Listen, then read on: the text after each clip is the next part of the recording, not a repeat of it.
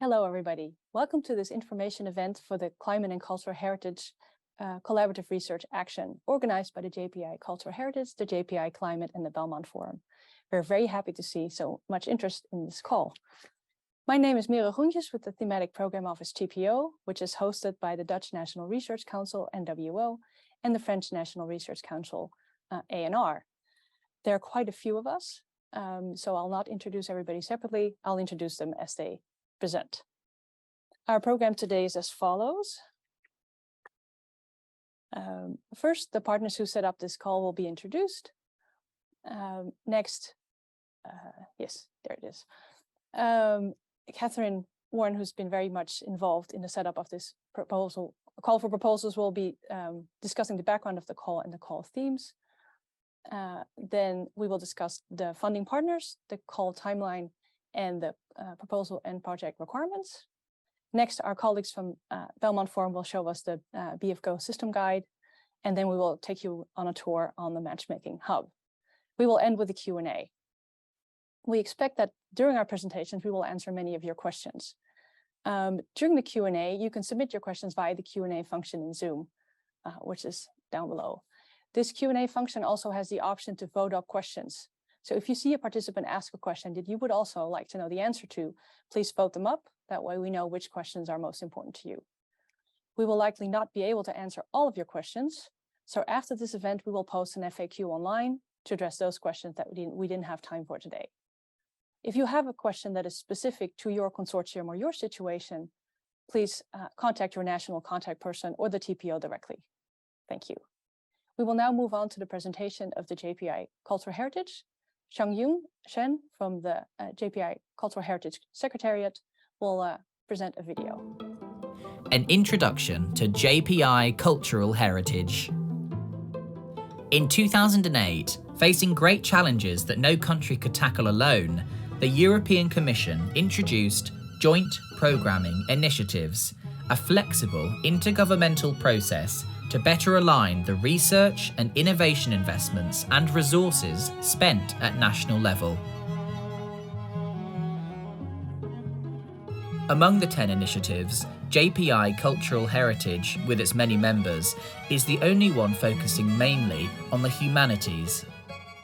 Directed by a governing board made up of representatives from all member countries and advised by an advisory and scientific board, our pillars and task forces carry out activities within the framework of the Strategic Research and Innovation Agenda.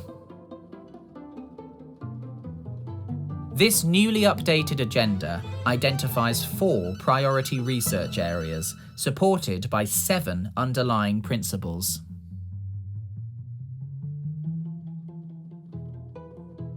First, a reflective heritage for a resilient society sees cultural heritage as an empowering force and a collective good for society. Second, sustainable management of cultural heritage explores participatory governance, the added value of heritage, and emerging technologies. Third, cultural heritage in a changing context touches upon urban and rural development, globalization, demographic change, and tourism to investigate the positive and the negative implications for heritage. And finally, cultural heritage facing climate and environmental change focuses on both the impact of climate and environmental change on cultural heritage and heritage as a resource for sustainable development. We intend to complement the UN's SDGs and EU's Horizon Europe through improving research coordination of national programs. By establishing heritage science as a research field in its own right in Europe and beyond, we are committed to the understanding of our past and to the building of our shared future in a worldwide context.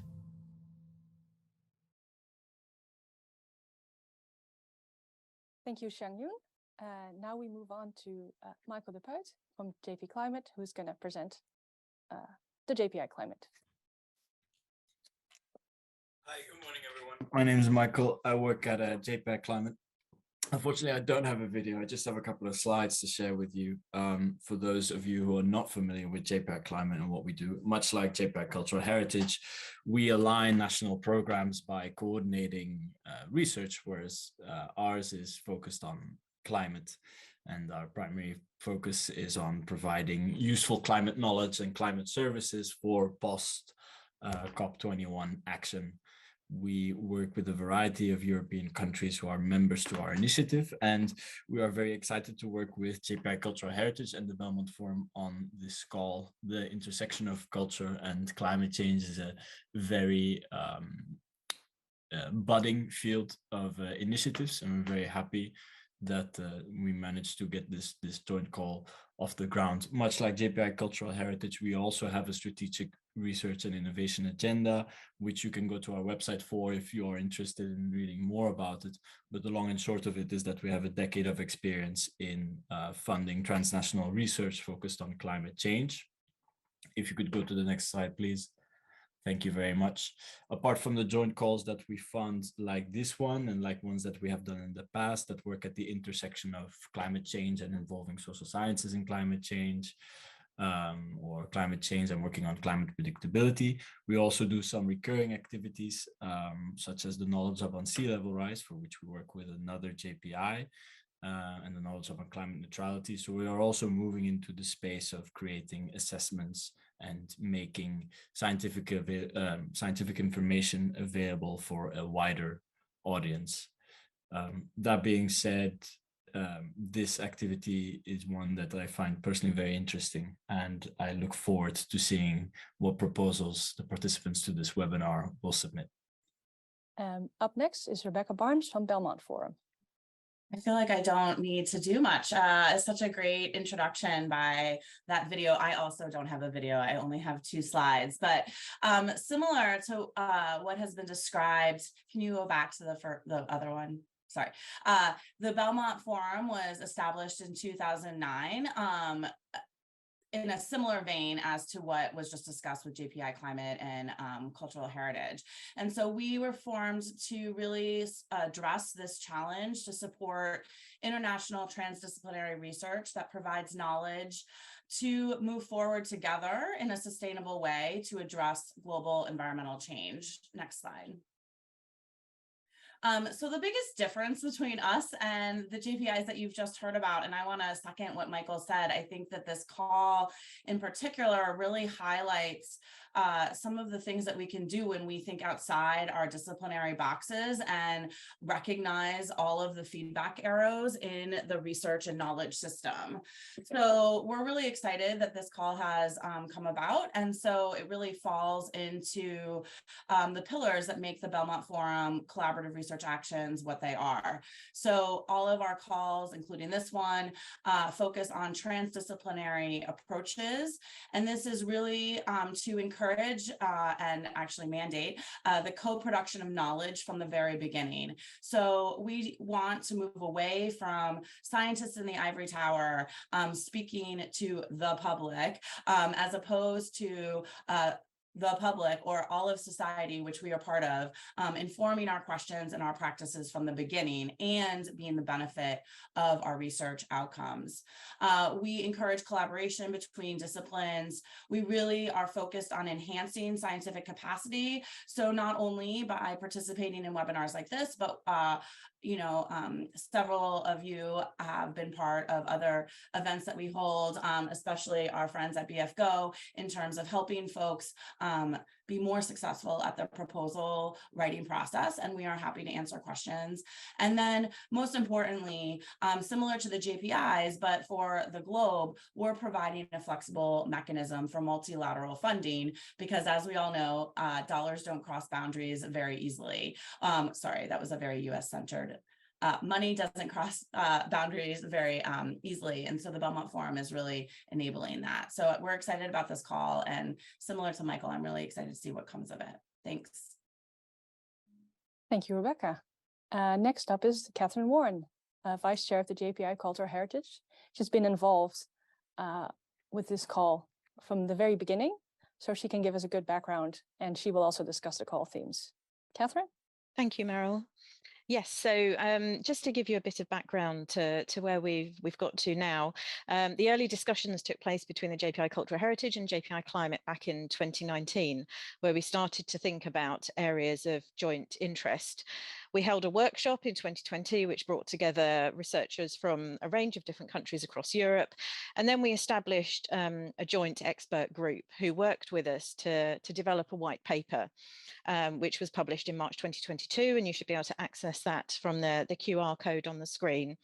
And the white paper was really setting out where we considered there to be research gaps in the area of cultural heritage and climate change, and where collaboration would help to address some of those.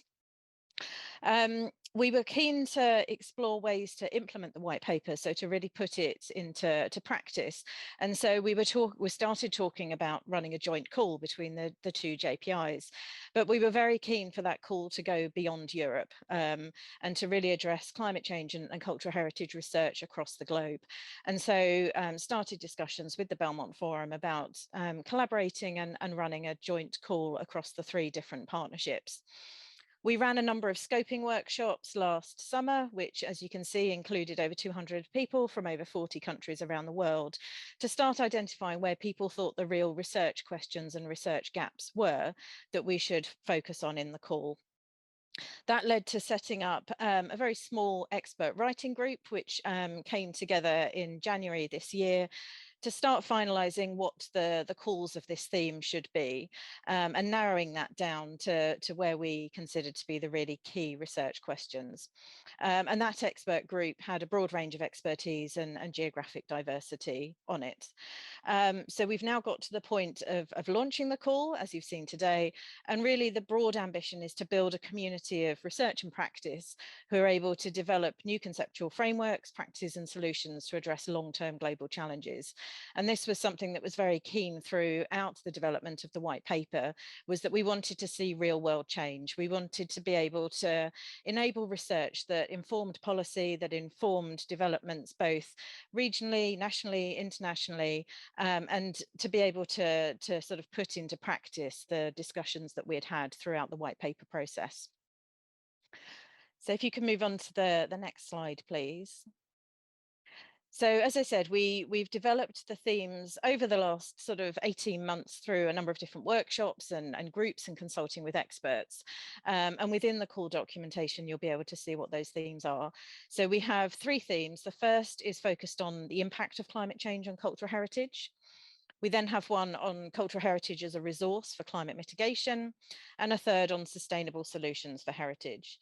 So throughout this, we've been really keen, as we've heard about before through some of the earlier presentations, to think about not just the negative impact of cultural heritage, of climate change on cultural heritage, but how cultural heritage can be used as a resource for climate mitigation, adaptation, and as a positive contributor.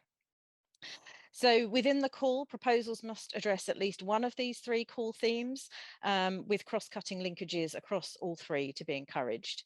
And within the call document, you'll be able to see some sub-themes within each of the themes, plus some example research questions.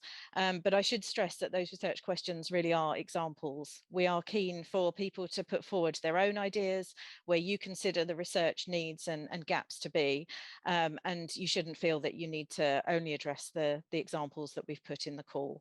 So please do come to us with your own suggestions. Thank you, Catherine. Now we go to Ben Conner from the TPO. He's going to talk about the funding partners. Thank you, Meryl. Yes, indeed. So here on this screen, you can see the 15 logos of the 15 funding organizations taking part in this call. So you can find this list as well on the dedicated web page on the Belmont Forum website. So you will see that the majority of them are from European countries, but as it has been mentioned previously in this webinar, we are committed to fostering the participation of partners in the Global South.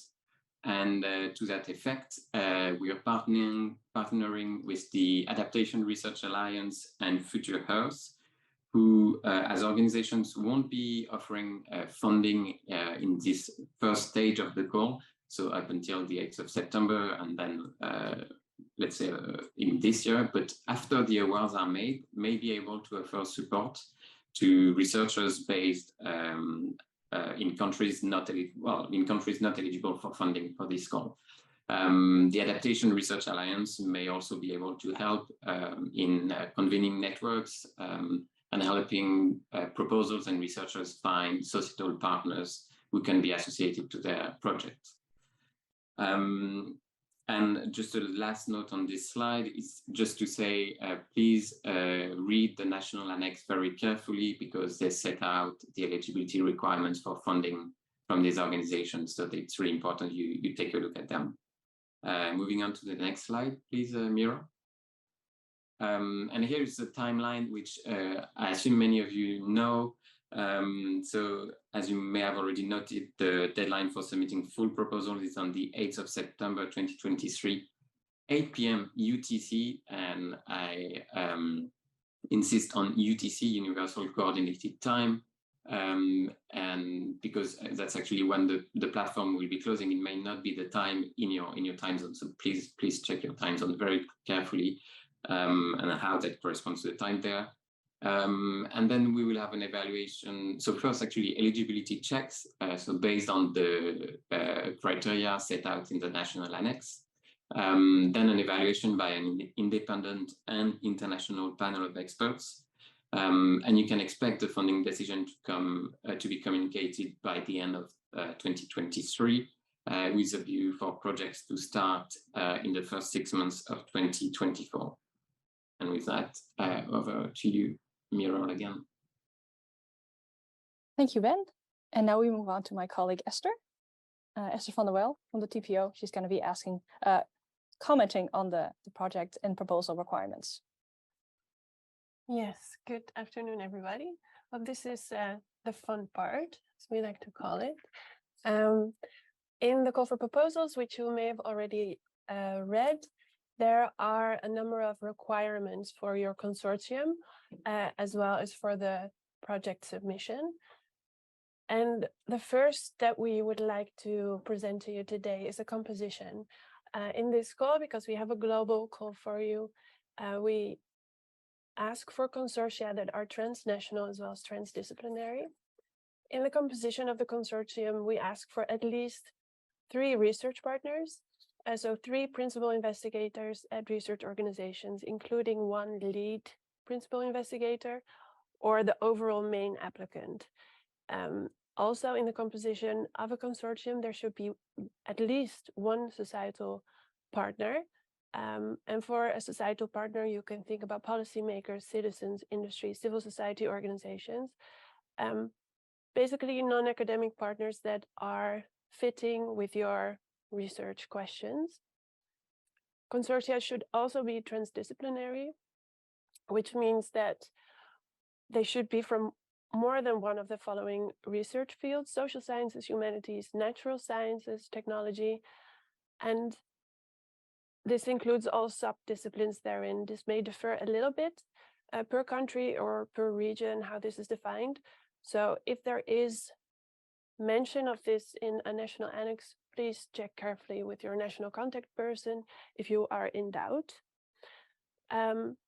Societal partners, at least 1 in each consortium, should be involved in the co-design, co-development, and co-implementation of the project. So really, they are to be active partners throughout the process, including the design of the application. Projects can last up to 3 years, so maximum 36 months, and they will have to be started by 30 June 2024. So in the timeline that you just saw, results should be known by the end of this year, and we expect projects to start between January and June, depending on how fast the startup goes. Yes, next slide, please. Just to dive a little bit further into the different roles in a consortium, a lead principal investigator or consortium lead coordinates activities across the consortium, which includes submitting the proposals. So the name of the lead principal investigator will be on top of the proposal that we see coming through in the system. And if funded, this person also acts as a first contact point from start to finish. So for project reporting and any other administrative aspects related to the project implementation overall. And of course, as any PI, a lead principal investigator also leads research activities at their own organization. Principal investigators, well, as just said, leads research activities at their own organization, and depending on the country or the funder, also has certain administrative responsibilities for their own national requirements. And then thirdly, societal partners. We have, together with all the funding organizations in this call, decided that societal partners are a mandatory part of a consortium to really strengthen societal impact and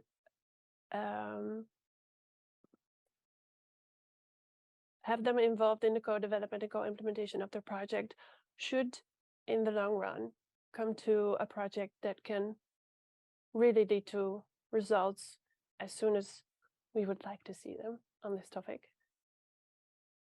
Next slide, please.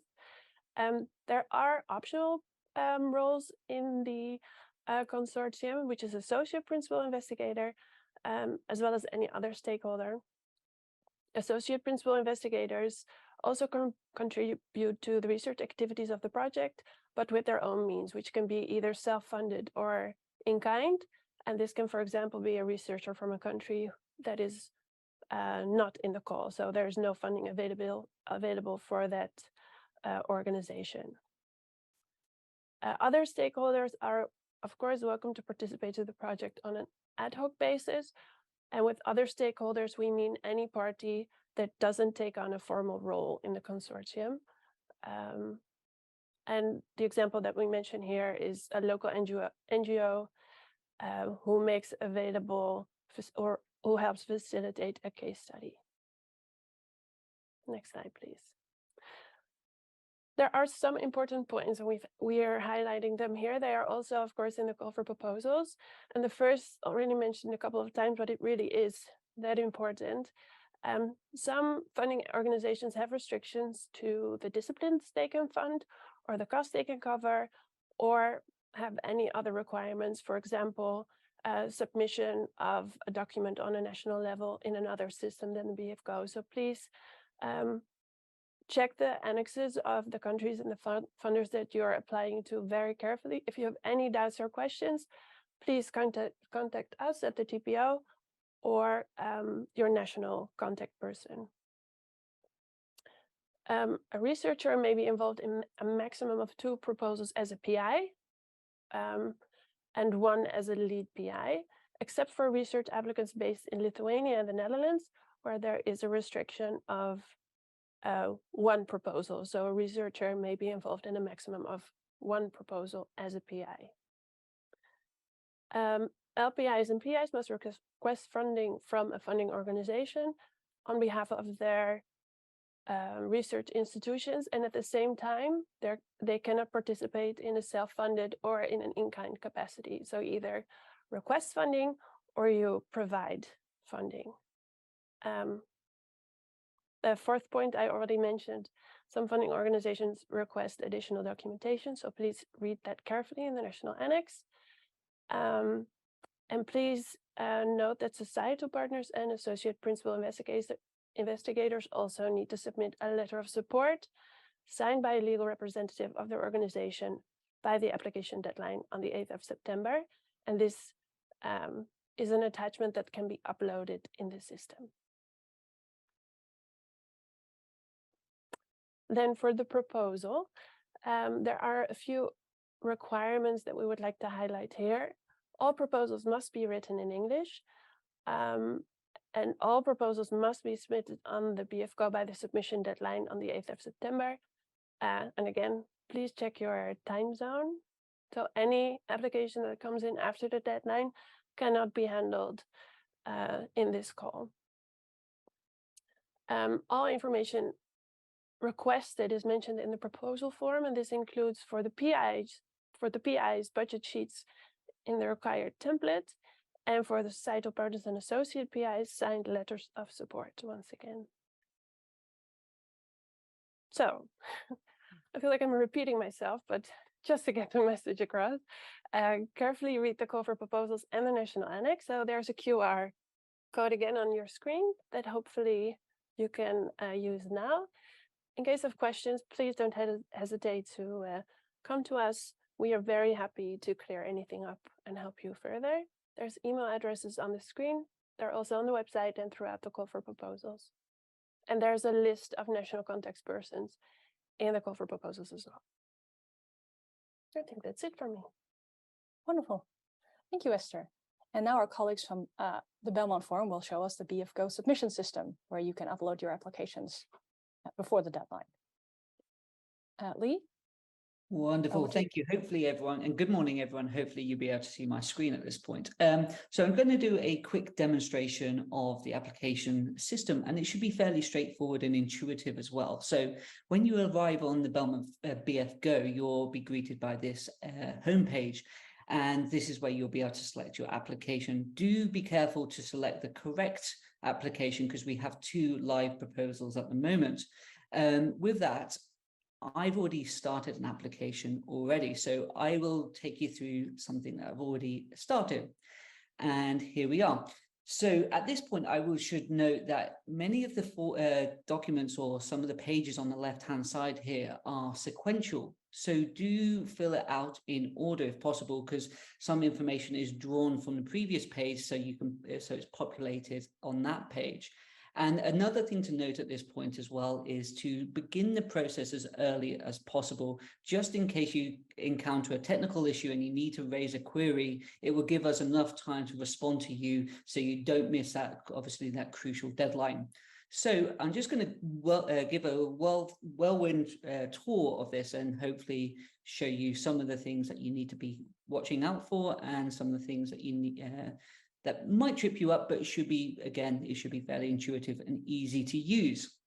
So it's fairly straightforward, prompts along the left-hand side of the information required. But if it is unclear at any point, you can open up the show or hide that gives you a more detailed level prompt of what the information is required.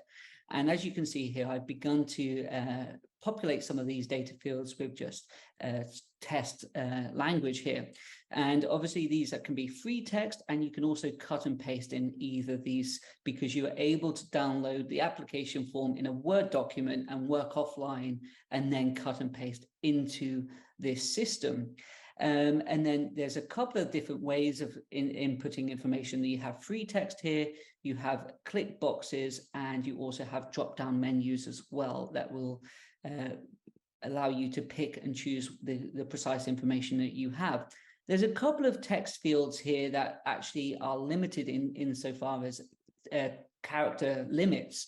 And as you can see here, the character limits will be displayed at the bottom of these boxes. So if I do that, you can see that I've used 62 characters there. And again, if you cut and paste into this box, it will show you how many characters you've used. So that is just one thing to look out for as you go through these pages. And each of these sections are able to be saved independently of each other as well. So you are able to work through these save sections, go away, and then return back to this, and you'll have all the information there stored ready for you. Moving into the next page, what you'll see here is an option or ability to add the participating organizations from your proposal. And when you go to click an organization, you will be greeted with a lot of information that requires about the organization. Some things with the asterisk are mandatory, other things are not so. But once again, you'll be greeted with free text and drop-down options along this, and fill these in as to the best of your ability with as much information as possible. And once you've saved these, you can just continue to add new organizations as you go. Now, moving on to the next page, which is personnel. There are a couple of ways to invite personnel or add personnel to this page. You can share this code for people to add once they've received an invitation link, and you can copy and paste this into emails, or you can simply add personnel emails into this box. and just separate the emails using a semicolon space or returns. So you can fill in a complete list of your personnel here, and they will receive an email, and that will invite them to populate some basic personnel information about themselves, of their organization, job role, telephone number, and personal details, and so forth. And as you go, once people begin to accept this as a person using this form and application form, you will see a list of people at the bottom of the page here, where you will be able to click and determine what function they are going to play within this project. And at this point, I'm going to bring in my colleague Judith, who's going to speak to the terminology that's used in some of these boxes here. Thank you, Lee. So I wanted to emphasize and reiterate a little bit that the call for proposals text actually uses slightly different terminology than the Belmont Forum grant operations system. So I just want to walk you through a little bit to make sure that, as somebody who is putting together a consortium, are aware of these different types of personnel who you have to add to your project. So when you're in the call text, look at the lead principal investigator. In the Belmont Forum grant operations system, that's actually the consortium lead. So you do have to use that personnel type for them. They have to be registered, and they are actually going to be the person who uploads the information into the grant operations system. Principal investigators also have to be part of the team. And in BFGO, our grant operations system, they are called partner principal investigator. And in the call text, associate principal investigators actually could be two different personnel type in the BFGO system. They either can be an in-kind collaborator if they receive in-kind support from any of the CRA funding agencies, or they can be a fully self-financed collaborator if they do not receive funds or in-kind support, but they are a member of the consortium and the team. Last but not least, really importantly, the societal partners in the BFGO system are referred to as stakeholders. So make sure that you select the correct role type and move on with the system like that. Hopefully that's straightforward. And if you have any questions, please feel free to reach out to the TPO or to help@bfgo.org about this question. Thanks, Lee. Wonderful. Thank you very much, Judith. Moving down the page here again, moving on to the funding plan. And this is one of these forms, or one of these pages that draws information from the previous page. So you would have noted that I added myself as a personnel member. Now I have the ability to allocate funding, to describe how the funding for my role is being placed here across the 3 years, or depending on what you select on the length of your project, you will be able to begin to allocate across budget lines across the 3 years here. And again, you'll be asked to do this for every member or personnel member that you've assigned within this project. Moving down once more, we are greeted with our data management. So this tries to describe what your expected outputs are and how you're going to manage those data sets and outputs as well. So these are free text. Once again, cut and paste is possible here, and it should be fairly straightforward from the prompts given here. Finally, you will be greeted with an opportunity to just upload a document here. So you are able to upload PNGs, PDFs, Word documents, Excel. So you can choose how you would like to demonstrate this information that you're being asked to do here.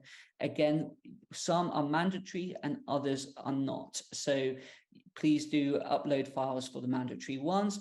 And then finally, you will be greeted with a page that will tell you if the previous pages are complete or incomplete. As you can see, this was very much a skeleton application. So most of the required data for this project or this application is incomplete. But only once you see all of these things on the left-hand side here as complete will you be able to submit the application.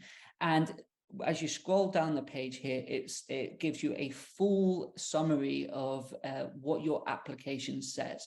So do take the time to read very, very carefully that you've represented your application as you would have wished. So do take the time to read carefully before pressing the submit button. And that with that, I believe that is the application portal done. If you do, once again, if you do have any questions, please do reach out to us.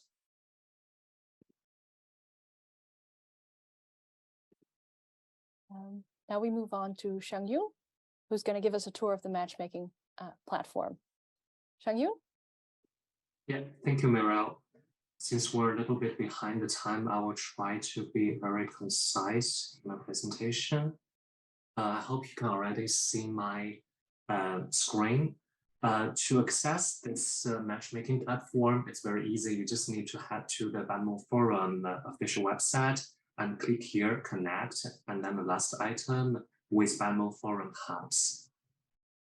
And then you will be on the principal page of all the hubs of the previous CRAs. Of course, what interests us most is this one, the Climate and Cultural Heritage CRA. So you can click Explore Now. You can also access the homepage here from the upper bar with the CCH hub. That's the acronym we have for this hub. And of course, on the homepage, you have important information such as the website of the participating agencies. And later we'll add all the video recordings such as this one, the info event. And then last, you have a Google Calendar. This is where we can post all the upcoming events we intend to host for the matchmaking purpose. But of course, if your initiative have similar events, similar initiatives, you can always contact us and we can add that into the Google Calendar so it can be shared with all the community. So back to the upper bar.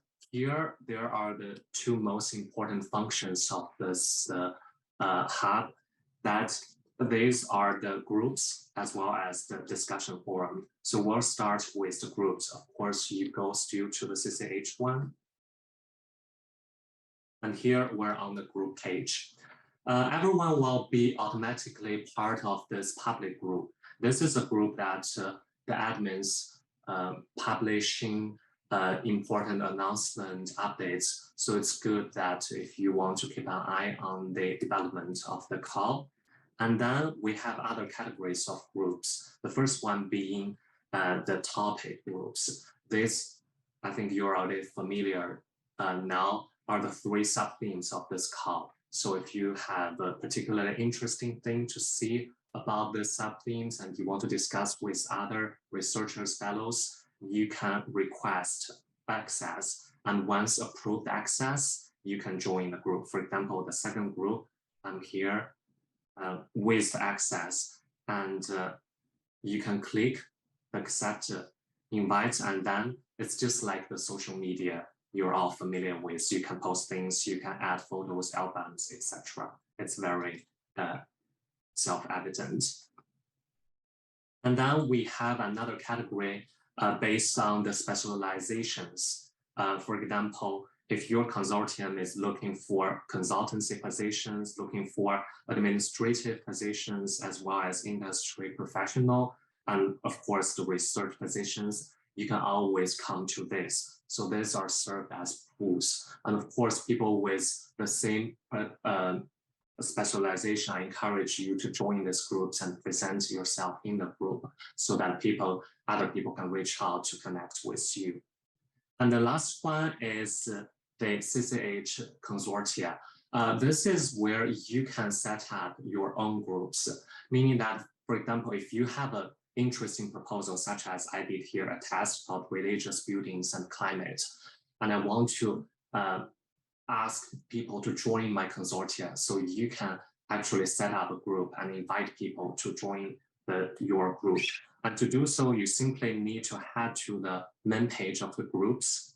And here you have create a group. Did you see this button here? You just need to create that, click that.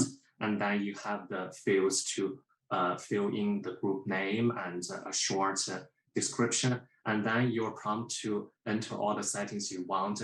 This means you want the group to be a public one, a private one, and you can also add cover photos, etc. So you can make the group really a place for yourself and your colleagues to discuss about your proposal.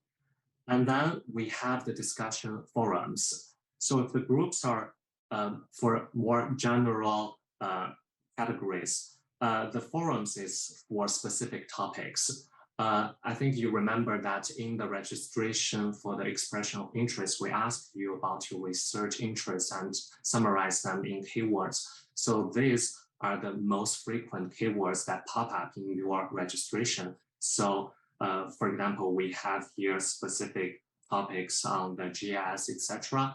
And if you think this is the topic that interests you, you can always enter that specific forum if you click on it, and then you can reply to the thread, and you can also subscribe, and you can make it your favorite, so it's easily accessible afterwards. Of course, if you think your specific topic is not popped up here, you are always free to contact us. Here is our email address specifically for the hub, CCH at venmoforum.org, and ask us to add your specific topics to the forum, and we're happy to help. In the same help page, you have the FAQs. There's general FAQs about using the hub. You also have, of course, the CCH hub specific FAQs. And lastly, I want to remind you that just like other social media, here you have the full access to your profile. You can add a picture as already did. And of course, you can adjust all the privacy settings. And then when you go to the members here, the last function on the menu bar, you can see all the members that joined this hub. So after this info event, we will send everyone that registered a invitation link. With that invitation link, you can already sign up to this hub and start to explore the hub yourself. And of course, if you have any problems, you can drop us a private message or just send an email to that address mentioned before. And that's the part from me. Thank you. I think that's it for today. That's all we have time for. I want to thank the TPO colleagues for their wonderful explanations, and our participants for submitting questions and for participating today. We will inform you via the mailing list of the FAQ and the video when we post it online. And we're very much looking forward to engaging with you and to reading your wonderful proposals. So thank you for joining, and have a wonderful day.